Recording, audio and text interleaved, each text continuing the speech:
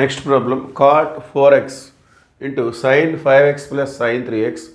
అలానే right side వచ్చేసి cot x into sin 5x minus sin 3x.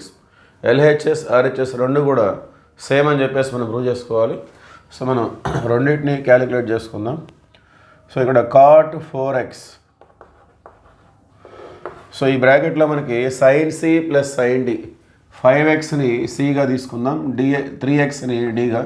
sin c plus sin d formula 2 sin c plus d by 2,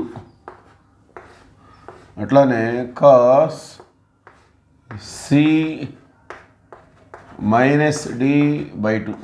okay, so sin c plus sin d formula అది. ఇక్కడ కూడా right side cot x, ఈ బ్రాకెట్లో sin c minus sin d అంటే 2 cos c plus d by 2 అంటే 5x plus 3x by 2 sin c minus d by 2 అంటే 5x minus 3x by 2. ఆ విధంగా రాసుకోవచ్చు. ఇప్పుడు ఈ 2 అనేది మనం ముందు రాసుకున్నట్లయితే cot 4x అంటే దీన్ని మనం cos బై సైన్గా రిప్రజెంట్ చేసుకుందాం.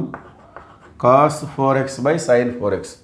ఇక్కడ మళ్ళీ మనకి sin 5x ప్లస్ 3x అంటే 8x, 8x బై 2 అంటే ఏమొస్తుంది 4x.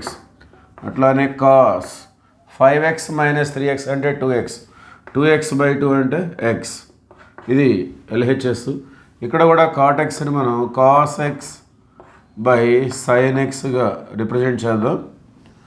ఒక 2 కూడా ఉంది, సో దాన్ని మనం ముందు తీసుకుందాం. cos 5 ప్లస్ 3 8, 8x బై 2 అంటే ఏమొస్తుంది 4x.